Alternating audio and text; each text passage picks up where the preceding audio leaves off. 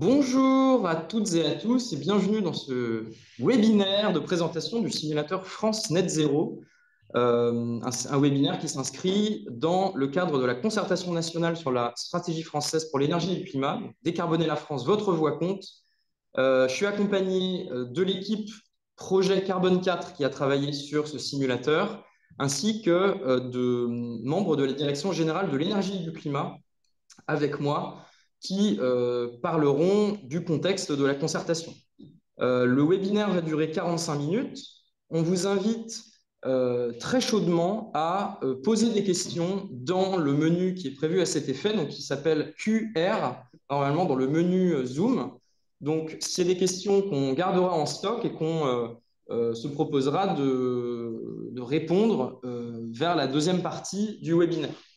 Donc, sur ces 45 prochaines minutes, on va d'abord donner la parole à Diane Simiu et Samuel Laval de la DGEC pour une introduction relative à la concertation publique en cours sur la stratégie climat de la France. Puis, dans les 20 minutes suivantes, nous vous présenterons côté Carbone 4 le simulateur France Net Zéro avec une démonstration en live.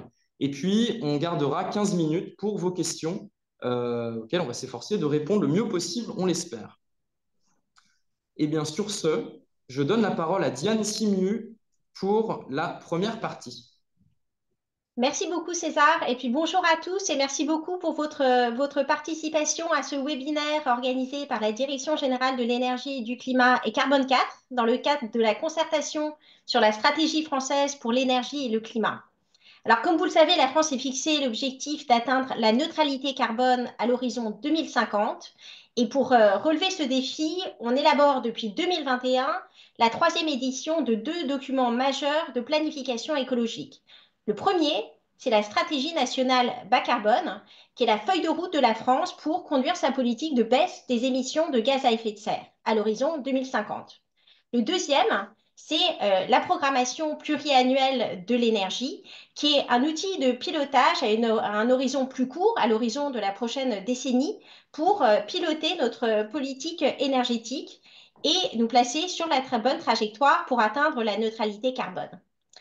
Et donc ces deux documents, ils se fondent sur un projet de scénario de baisse des émissions de gaz à effet de serre qui a été élaboré par les services de l'État et qui est présenté dans ces deux documents qui sont mis en concertation jusqu'au 16 décembre. Alors, pour faire ce scénario, on a fait des choix.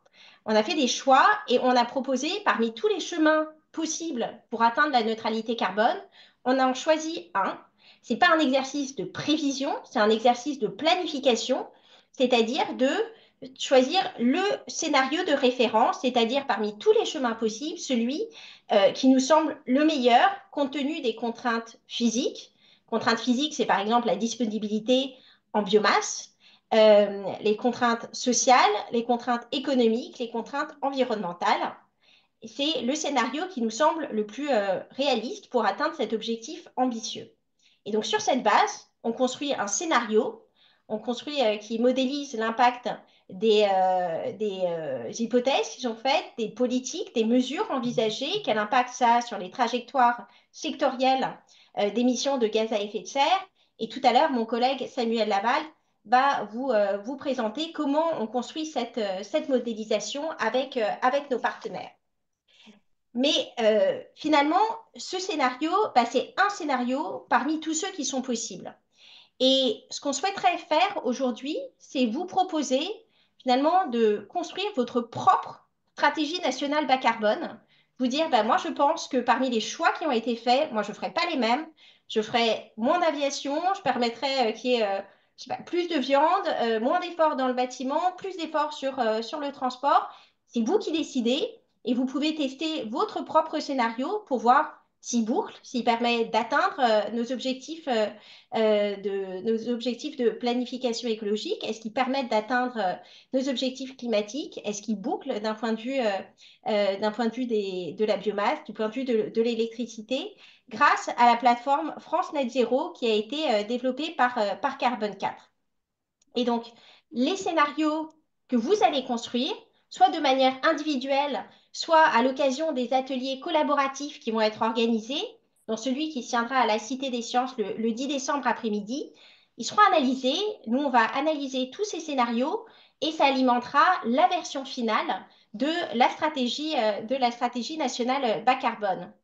Et donc, je tiens vraiment à remercier mes collègues de la DGEC pour cet énorme travail qui a été de construire ce projet de stratégie nationale bas carbone et de programmation pluriannuelle de l'énergie et de remercier très sincèrement les équipes de Carbone 4 pour ce très gros travail, leur expertise et le développement de cet outil qui, je pense, c'est la première fois qu'on fait ça, c'est-à-dire de mettre à chacun un outil qui permet de construire son propre scénario de décarbonation. Donc, je pense que c'est vraiment un outil inédit dans la façon dont on mène nos concertations et on espère que vous allez vous en emparer et que vous allez contribuer tous à cette concertation qui est essentielle. On vous proposera tout à l'heure, en fin de webinaire, mon collègue Michael Thierry vous présentera d'autres façons de participer à cette concertation et on espère que vous allez être très nombreux à contribuer. Et avant de laisser la parole à Carbone 4 pour qu'il vous présente l'outil, on va vous présenter la démarche mise en œuvre par la Direction générale de l'énergie et du climat pour construire le scénario de référence. Et donc pour ça, je passe la parole à Samuel Laval. Merci beaucoup, Diane. Vous m'entendez bien? Oui, j'ai l'impression que c'est bon. Merci beaucoup. Donc, bonjour à toutes et tous. Je suis Samuel Laval. Moi, je travaille à la Direction générale de l'énergie et du climat et je coordonne la construction du scénario de référence de la stratégie française énergie-climat. Donc, comme Diane l'a dit, derrière les documents que vous pouvez consulter sur le site de la concertation, donc SNBC, PPE, SDMP, Stratégie de développement des mobilités propres, se tient un scénario de référence. Donc, qu'est-ce que c'est concrètement un scénario de référence ou un scénario énergie-climat? C'est un exercice qui vise à montrer des trajectoires possibles pour nos consommations d'énergie de gaz à effet de serre. Alors, ça pourrait être toutes sortes de trajectoires, mais là, étant donné qu'on parle du scénario énergie-climat de la stratégie française énergie-climat et qu'on a des objectifs comme celui de la neutralité carbone que Diane a rappelé, bah, c'est un scénario qui montre des trajectoires qui permettent d'atteindre cet objectif de neutralité carbone et puis d'autres qui l'accompagnent. Donc, comme Diane l'a dit, un scénario, ce n'est pas un exercice forcément de prévision. On ne cherche pas à savoir exactement ce qui va se passer, mais soit à imaginer ce qui pourrait se passer, soit à donner une certaine vision préférentielle de ce qu'on voudrait qu'il se passe, etc. On n'est pas les seuls à faire des scénarios. Vous connaissez peut-être les scénarios de l'ADEME qui montraient un peu plusieurs trajectoires possibles pour atteindre la neutralité carbone. Vous connaissez peut-être aussi les scénarios de RTE qui regardent en particulier la production et la consommation d'électricité. Chacun a sa visée particulière. Dans le cas de la stratégie française énergie-climat, le scénario il est construit sur la base de nombreuses hypothèses, alors plusieurs milliers en l'occurrence, parce que on a plusieurs modèles dans différents secteurs, dans les transports, les bâtiments, tous les secteurs émetteurs, on a différents modèles qui vont essayer de prévoir, enfin de modéliser les trajectoires d'émissions de gaz à effet de serre, de consommation d'énergie, en fonction des politiques publiques qu'on va mettre dans le modèle, ou en fonction de données socio-économiques exogènes, l'évolution de la population, choses comme ça.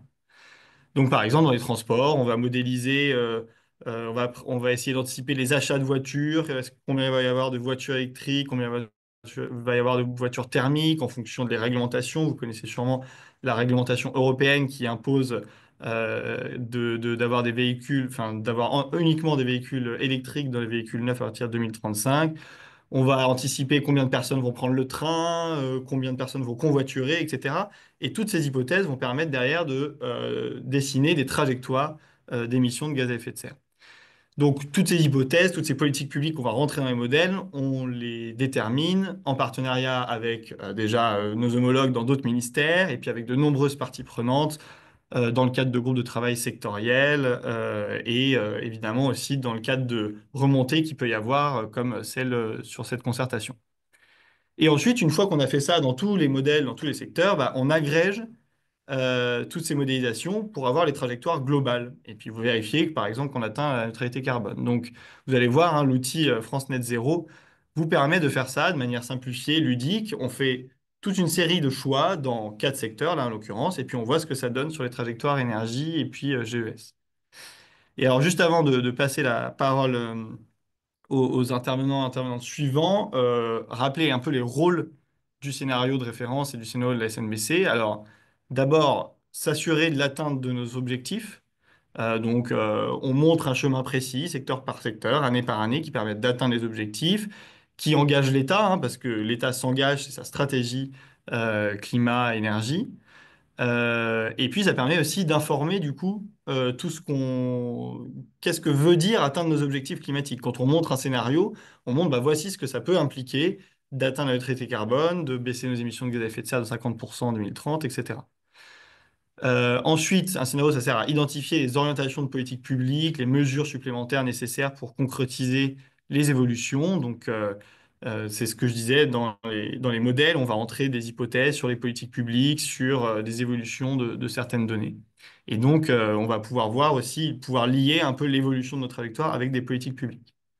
Ensuite, le scénario, il permet de prendre en compte un peu toutes les contraintes physiques, sociales de la transition. Donc, par exemple, déjà, assurer la cohérence entre tous les objectifs, entre les objectifs sectoriels, vérifier qu'à la fin, ça fait bien le traité carbone, entre nos autres objectifs éventuellement de réindustrialisation, des objectifs stratégiques de la France. Ça permet aussi d'assurer la cohérence entre l'historique, le scénario prospectif. Hein, vous allez voir, dans le France Net Zéro, on part de la réalité et puis après, on bouge les curseurs. Et bon, plus on bouge les curseurs, potentiellement, plus ça demande d'efforts. Et puis enfin, un scénario, ça permet de vérifier ce qu'on appelle quelque chose d'important, qu'on appelle les bouclages. Donc par exemple, est-ce qu'on va avoir assez d'électricité pour répondre aux multiples besoins, par exemple sur les voitures électriques, les pompes à chaleur, etc. Ou alors, pareil, sur les biocarburants ou sur le biogaz.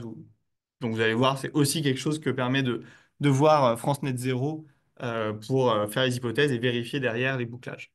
Et puis enfin, un scénario permet aussi d'analyser les impacts économiques, environnementaux du scénario.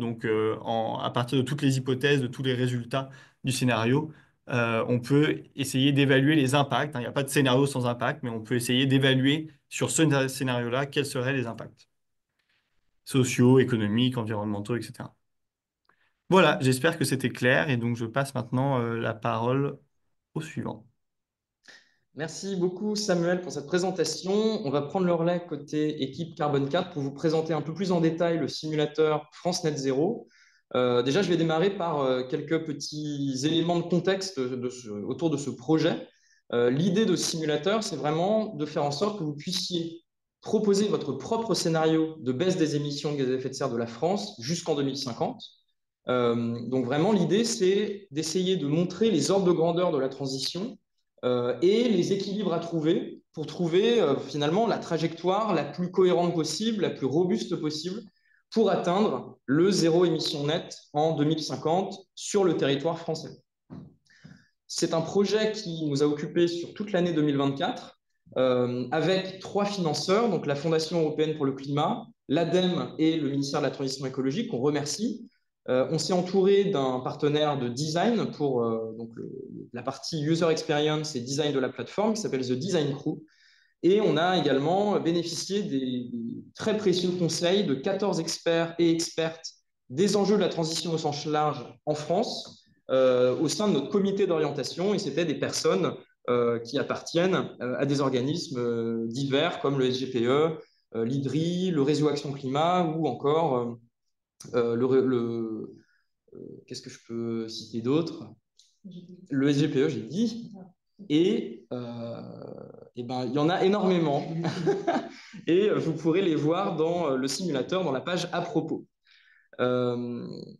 Donc, finalement, comment est-ce qu'on peut inscrire ce simulateur dans le cadre de la concertation en cours lancée par le gouvernement Décarboner la France, votre voix compte? C'est que les scénarios que vous produirez sur la plateforme jusqu'au 16 décembre 2024 seront transmis à la DGEC et leur analyse nourrira le scénario final de la future SNBC 3. Côté Carbone 4, en 2025, on poursuivra en fait la création d'ateliers collaboratifs autour de l'outil dans une logique de formation, de sensibilisation aux enjeux de la neutralité carbone en France à travers des ateliers en présentiel. Je vais maintenant passer la parole à Antoine pour vous faire un panorama de la modélisation qui a été effectuée pour parvenir à nos fins. Merci. Alors, avant de passer effectivement à la démonstration de l'outil en tant que tel, une petite vision globale de quel est le parcours que vous devez suivre pour construire votre scénario. Et donc, la première chose que vous êtes invité à faire au moment où vous arrivez sur le simulateur, c'est de construire vos trajectoires d'évolution des 5 grands secteurs émetteurs de gaz à effet de serre pour la France à horizon 2050. Donc, vous voyez ici qu'il y a l'agriculture, le transport, le bâtiment et l'industrie et les déchets en fait, qui sont rassemblés en un seul et même secteur. Et donc, au sein de ces secteurs, vous allez avoir différents paramètres clés, environ une dizaine, des fois il y en a un peu plus, des fois il y en a un peu moins, et qui ont été choisis comme des paramètres structurants et déterminants pour les émissions territoriales françaises. Voilà, donc ça n'a pas vocation à être un choix exhaustif, hein. Tous les leviers ne sont pas représentés, mais on a essayé de trouver un équilibre entre la couverture relativement large des enjeux et en même temps garder un outil accessible et ludique. Et donc, le fait de manipuler ces paramètres, ça va faire évoluer les trajectoires des secteurs et donc ça va donner des résultats suite à ces trajectoires-là. Donc, on va avoir déjà les émissions de gaz à effet de serre de ces différents secteurs, les émissions territoriales de la France, le puits de carbone associé à ces différents secteurs aussi. Donc, par exemple, vous allez avoir des puits naturels dans les puits agricoles, par exemple, dans les sols agricoles, et des puits technologiques dans l'industrie. On va avoir la consommation d'énergie des différents secteurs par type d'énergie, donc l'électricité, le gaz, le pétrole. On va également avoir la consommation de bois de ces différents secteurs, donc par exemple le bois pour la construction des bâtiments ou le bois utilisé pour le chauffage. Et enfin, on a cherché à intégrer des dimensions au-delà du climat. Et pour ça, ce qu'on a fait, c'est qu'on a associé différents risques sur certains paramètres qui s'activent ou non en fonction de la valeur que prennent ces paramètres. Et donc, on va faire une démonstration de ça juste après. Donc, une fois qu'on a réalisé cette première étape et qu'on a ces sorties-là, on passe à la deuxième étape qui permet en fait d'assurer la robustesse et la cohérence du scénario. Donc, on passe à quatre autres modules en étape 2 que vous voyez s'afficher ici. Et donc, voilà, typiquement, la sortie émissions de gaz à effet de serre et puits de carbone, ça va être traité au sein du module puits de carbone qui va vous permettre de regarder dans quelle mesure voilà, vous équilibrez ces émissions de gaz à effet de serre et le puits de carbone pour effectivement atteindre ou non la neutralité carbone à horizon 2050. Ensuite, la consommation d'énergie, elle va être traitée au sein du module énergie. Et en particulier, sur ce sujet, on va faire un zoom sur l'électricité pour assurer, encore une fois, la cohérence du scénario et s'assurer qu'on est capable de produire autant d'électricité bas carbone qu'on souhaite en consommer. C'est la même idée qu'au sein du module forêt-bois. On va regarder la cohérence entre la consommation de bois et la capacité à produire du bois et aussi les impacts potentiels sur le puits forestier. Et enfin, on a les risques hors climat qui sont traités au sein du module gestion des risques qu'on va vous montrer juste après. Et donc, si on prend un pas de recul sur ces différentes étapes, donc voilà, on a une première étape qui est les modélisations sectorielles, la deuxième étape qui est la mise en cohérence du scénario pour assurer sa robustesse et minimiser les risques hors climat. Et donc, une fois qu'on a fait ça, on obtient un scénario de baisse des émissions de gaz à effet de serre à 2050 qui tient compte aussi des enjeux hors climat pour assurer sa cohérence. Voilà, donc vous pouvez d'ores et déjà vous connecter au simulateur pour construire votre propre scénario avec le lien de connexion que vous voyez en dessous. Et voilà, et on insiste encore une fois sur le fait que si tu affiches la petite note, que voilà, c'est une simplification ludique des enjeux de la transition bas carbone en France. On n'a pas vocation par ce simulateur à être exhaustif ni sur les dimensions prises en compte dans le choix qui est fait en termes d'activation des paramètres. Par contre, par exemple, on ne traite pas vraiment la dimension de difficulté d'activation des paramètres ou des coûts associés. Mais voilà, il y a déjà beaucoup de choses à explorer sur ce simulateur et on vous encourage à aller voir. Et on va pouvoir passer directement à la démonstration de moi-même. Merci Antoine. Donc, nous voilà sur la page d'accueil du simulateur. Donc, comme le mentionnait César, on a une page à propos qui permet d'en savoir plus si besoin. Et sinon, le principal va se passer en cliquant sur Commencer. Et après une pop-up introductive, vous allez pouvoir choisir le mode qui correspond à construire sa SNDC 2050. Et en cliquant sur Commencer et après un rapide rappel du contexte, vous pourrez créer votre session en renseignant votre prénom, nom et mail, ce qui vous permettra de recevoir un mail de lien de connexion. Et si vous voulez le faire en plusieurs étapes, vous pourrez revenir à votre session pour modifier vos choix plus tard. Et donc, si maintenant, voilà, là, c'est la page qu'on a quand on arrive sur sa session de simulateur, comme vous avez pu l'avoir juste avant. Et donc, si on regarde un secteur dans le détail, on va par exemple aller sur le secteur du transport. On arrive sur une page qui est assez chargée, mais ne vous inquiétez pas, on va tout vous expliquer à quoi correspondent ces différentes zones.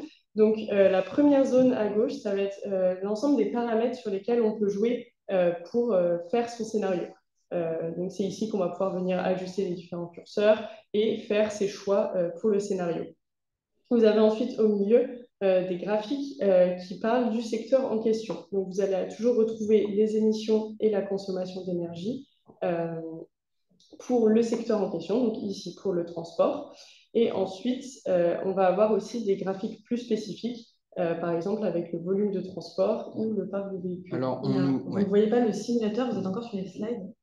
Alors attendez, parce qu'on nous souffle effectivement que vous ne voyez pas la démonstration. Donc, on va faire quelque chose, c'est on va arrêter le partage des slides et on va refaire la manip pour avoir l'écran.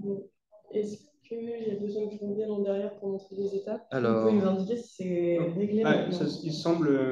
Ça semble... Ok. Ouais. Bon, là, c'est bon, super. Ok, génial. Si vous n'avez pas vu, c'est juste la partie vraiment introduction, cliquez sur commencer. Donc, c'est des étapes normalement assez faciles. Et donc là, si je reprends, donc au moins vraiment sur comment est organisée la page sectorielle. Donc, vous retrouvez à gauche l'ensemble des paramètres, des curseurs qu'on peut faire bouger pour faire ses choix de scénario. Donc, ensuite, au milieu, le graphique sur les émissions de gaz à effet de serre, l'énergie et d'autres paramètres spécifiques. Donc, ça va être spécifique au secteur qu'on est en train de regarder. Donc là, j'ai le secteur pour le transport. Si j'avais cliqué sur secteur bâtiment, j'aurais eu les graphiques spécifiques au bâtiment.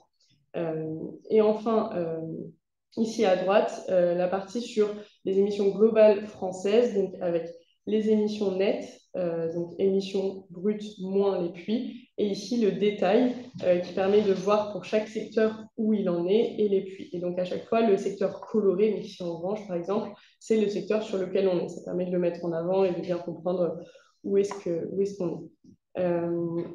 Et donc si là, on regarde par exemple le premier paramètre, on voit qu'il s'agit des trajets du quotidien et du volume de déplacement général, donc en milliards de passagers kilomètres. Et donc, on va pouvoir venir toucher au curseur et le faire bouger selon ce qu'on pense.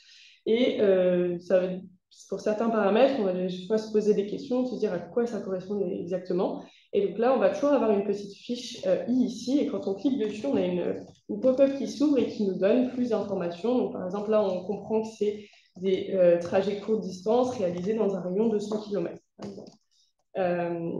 Avec après une description plus fine des enjeux. Donc voilà pour la fiche du paramètre. Et ensuite, pour certains paramètres, ça va parfois être difficile de se rendre compte de quelle valeur on voudrait donner. Et donc pour s'aider là-dedans, on a une petite case à cocher qui s'appelle Afficher les scénarios de référence. Et quand on la clique, on voit qu'on a les différentes bulles qui s'affichent, qui en fait correspondent à différents scénarios de place. Donc on a par exemple les scénarios de l'ADEME, S1, S2, S3, S4. On va aussi avoir les valeurs de l'ancienne SNDC et la SNDC 2, voilà, qui vont nous permettre de nous aiguiller et de pouvoir potentiellement se positionner et comprendre le choix qu'on a fait, à quel type de scénario il pourrait correspondre. Si vous avez besoin de plus d'explications sur un scénario, pareil, le petit i répondra souvent pour but de répondre aux potentielles questions que vous auriez. Et donc là, par exemple, on pourrait choisir une valeur proche ici à plus 10%, par exemple. On a ensuite un deuxième type de curseur qu'on va pouvoir utiliser, qui vont être des curseurs où on va plutôt choisir des parts parmi 100%. Donc là, par exemple, ça va être pour choisir les parts modèles des trajets du quotidien. Donc on va pouvoir, par exemple, augmenter la part de mode actif si on veut. Donc ça va être marche, vélo. Par exemple, si on veut diminuer la voiture, voilà, on va pouvoir jouer sur les 2 roues, les bus, le ferroviaire, et donc tout ça dans le but de vraiment pouvoir choisir ses parts tout en gardant le total à 100%. Ça va être par exemple les choix qu'on peut faire. On va pouvoir répliquer la même chose pour le longue distance, pour les transports de marchandises. On va ensuite pouvoir jouer sur d'autres paramètres. Par exemple, si on voit la masse moyenne des voitures neuves, on va pouvoir jouer dessus et on voit là que si on va trop vers l'extrême possible des valeurs des paramètres, on va avoir une coloration du curseur. Et donc cette coloration va permettre de montrer à quel point le choix fait peut être un choix extrême. Alors on n'empêche pas de le faire parce qu'on veut laisser le choix de certains des paramètres. Mais voilà, ça va permettre de montrer qu'on est potentiellement dans des valeurs peut-être trop extrêmes. Donc, mais voilà, ça n'empêche pas de le choisir. Par exemple, je peux tout à fait rester ici si je veux augmenter la masse moyenne des voitures neuves, ça va être possible. Et on verra aussi qu'ici, en haut à droite du paramètre, une petite icône s'est affichée en affichant donc la présence d'un risque.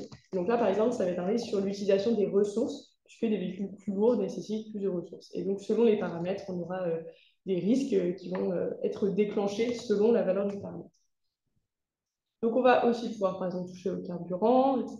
Et par exemple, un dernier choix qu'on peut faire, c'est d'électrifier le parc. Donc, par exemple, si on se dit qu'on veut passer à 80% du parc de voitures électrifiées en 2050, eh bien, il suffit de faire le choix de cette manière.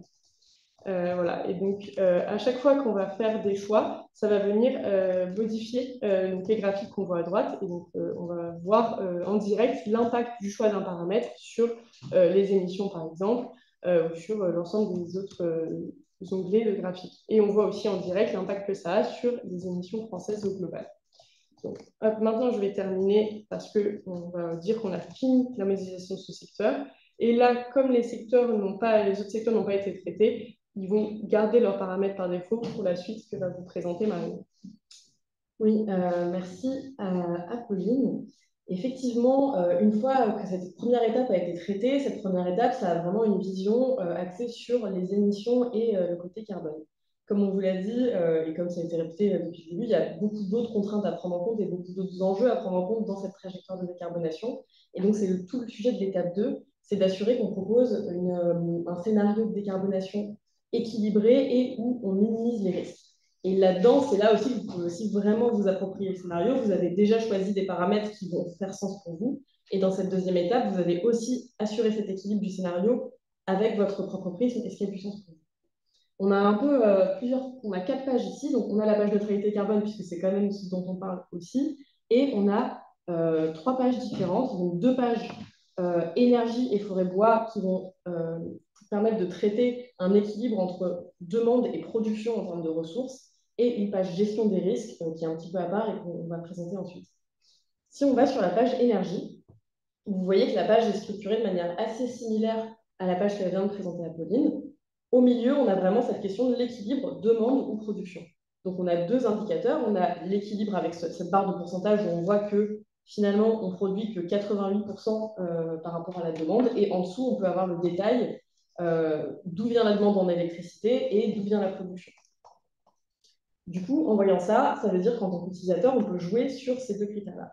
La partie demande, on l'a déjà traitée quand on a fait le scénario sectoriel, mais ici, la page permet de revoir les critères qui sont les plus dimensionnants pour la demande en électricité.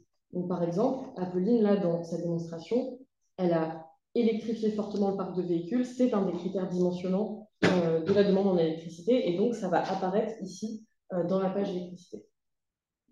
On peut voir derrière apparaître des critères aussi dimensionnants sur la demande en bâtiment et industrie. Et derrière, ce qu'on peut faire aussi en tant qu'utilisateur, c'est d'aller jouer sur la production d'énergie. Donc, par exemple, là, si je veux m'assurer que mon bouclage est fait dans le scénario, il me manque une soixantaine de térawattheures, je crois. Et donc, je vais à peu près atteindre les 100%. On n'est pas obligé d'être exactement à 100%. De toute manière, on peut aussi faire un scénario qui ne doute pas en termes de production d'électricité. Mais l'idée, c'est qu'on peut à la fois venir questionner la manière dont on produit et questionner cette demande en électricité. Donc ça, c'est pour la partie bouclage ressources. Un autre type de bouclage qu'on va regarder, ça va être la gestion des risques. Et là, les risques qu'on a identifiés, c'est des risques qu'on n'a pas pu quantifier, mais qu'on a quand même voulu inclure dans le modélisateur, des risques qui portent sur la biodiversité, sur l'eau, sur les ressources, sur la souveraineté, des risques technologiques et des risques économiques et sociaux. Dans le chat, il y a quelqu'un qui posait la question notamment de la vision émission territoriale versus la vision empreinte carbone. Elle est en partie traitée dans cette question souveraineté, où par exemple, on va pouvoir dire, certes, on a réduit la production en France, mais ça veut peut-être dire qu'on a augmenté les importations. Voilà, on ne traite pas sur l'angle du carbone, mais on la traite un petit peu quand même. Sur cette page risque, ce que vous allez pouvoir voir, c'est sur la gauche tous les paramètres qui activent des risques. Donc, si je retourne en transport, on va retrouver la masse moyenne des voitures neuves, où Apolline a fortement augmenté la masse moyenne des voitures neuves et ça a déclenché un risque. Et on va aussi pouvoir voir une vision par typologie de risque. Si je me mets en lévitation sur les barres rouges, je vais pouvoir voir où les risques biodiversité ont été déclenchés dans mon scénario. Par exemple, le taux de surconsommation de protéines. Et derrière, ça veut dire que moi, en tant qu'utilisatrice, je peux faire mes propres arbitrages pour minimiser les risques. Si c'est très important pour moi, en tant qu'utilisatrice, de proposer un scénario où je minimise les risques sur l'eau, j'ai ici l'information de comment je vais pouvoir aller minimiser les risques sur la ressource en eau. Donc voilà. Donc l'idée, c'est bien sûr d'aller sur toutes ces pages-là, explorer tout ce qui est possible. Et normalement, là, on n'a pas traité tous les secteurs, mais une fois qu'on a traité toutes les pages, on peut accéder à notre page bilan du scénario.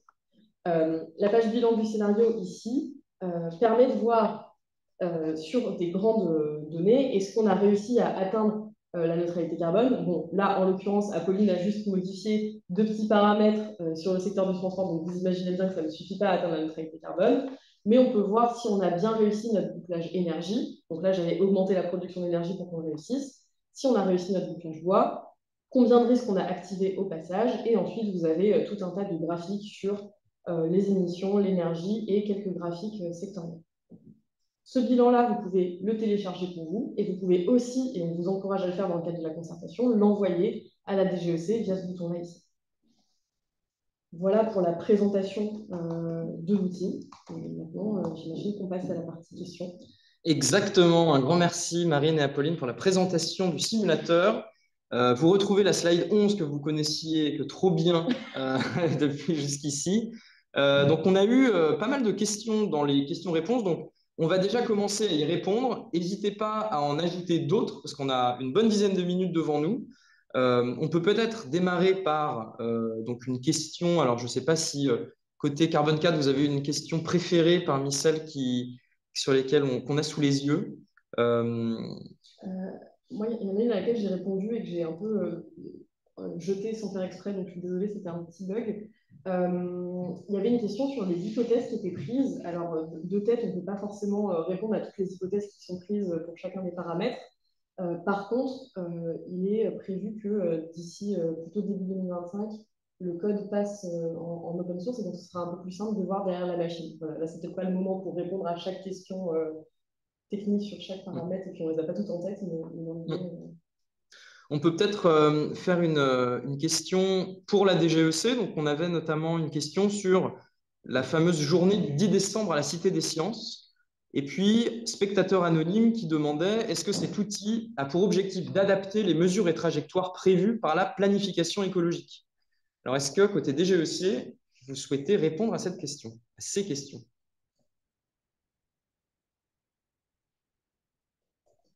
Alors, on a une slide prévue à la fin du webinaire pour préciser les modalités du 10, mais effectivement, là, on a présenté le processus un peu solitaire pour jouer sur les paramètres et concevoir son scénario de transition vers l'atteinte de la neutralité carbone.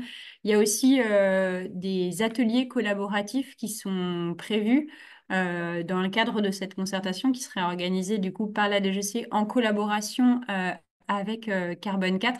On en prévoit un à la Cité des Sciences à Paris et il y en aura également 3 autres en province. Donc l'événement à la Cité des Sciences, on aura une introduction de contexte pour rappeler les enjeux de la concertation et après le gros de cet événement sera consacré à une phase de collaboration pour co-construire sur la base de discussions collectives, voilà, un peu sous un format ludique, un scénario de transition en se posant les bonnes questions, en prenant conscience des enjeux de cohérence du scénario qui ont été évoqués par Carbone 4 et par la DGEC antérieurement, et en essayant de se positionner en tant qu'acteur de la transition dans cet exercice pour atteindre la neutralité carbone. N'hésitez pas, Carbone 4, du coup, à compléter ce volet, puisque du coup, l'animation formelle de l'atelier sera opérée par Carbone 4 dans l'atelier à Paris, donc à la Cité des Sciences, mais également dans les ateliers qui auront lieu en province. Oui, tu as déjà répondu, très, très bien répondu à la question. On n'a pas énormément de choses à ajouter. On peut peut-être prendre d'autres questions. Est-ce qu'il y a une question que vous voulez traiter? Sur les risques, Les seuils d'activation des risques. tu veux répondre? Ouais. Oui, donc il y avait une question sur comment les seuils d'activation des risques avaient été définis. Alors, pour les seuils d'activation des risques, on a globalement eu deux situations. La première, c'est qu'il y a un certain nombre de paramètres pour lesquels on avait des scénarios de référence, par exemple comme ceux de l'ADEME, qui nous ont permis d'avoir des valeurs un petit peu seuil, minimales ou maximales, sur lesquelles se positionner et qui nous permettaient de estimer la faisabilité. Et il y a aussi des paramètres pour lesquels on n'avait pas ces scénarios de référence-là. Et donc là, il y a un mélange de définir, par exemple, des pressions sur les ressources quand on va augmenter trop fortement, par exemple, la part de biocarburants, ce genre de choses. C'est un petit peu variable selon les types de paramètres. Mais principalement, on s'est basé sur des scénarios existants.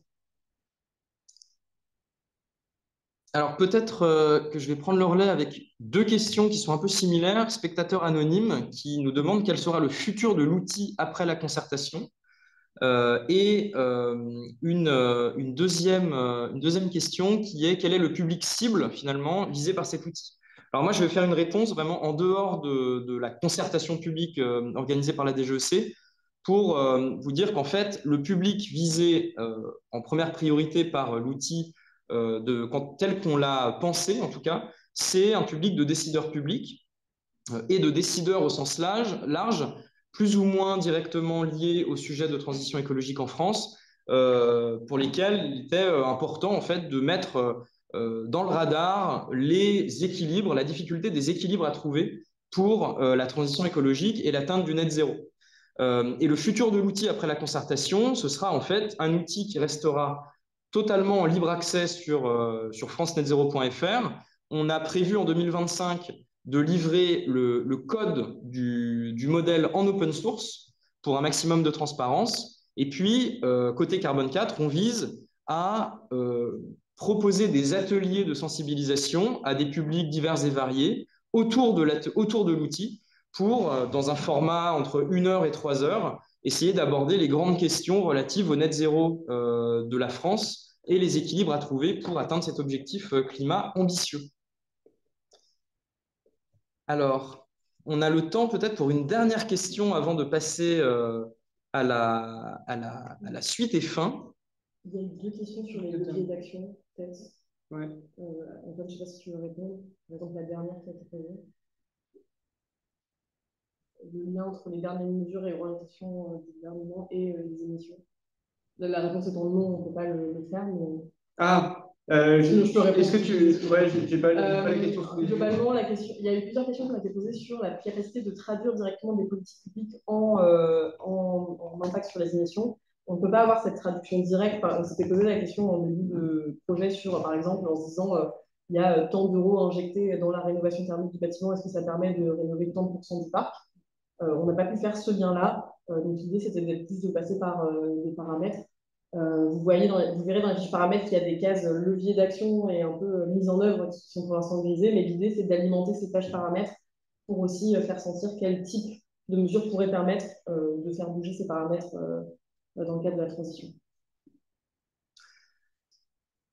Merci. Je vois qu'il est 18h40. On a promis d'arrêter dans 5 minutes. Et donc, je vais laisser la parole à la Direction générale de l'énergie et du climat pour quelques slides de conclusion.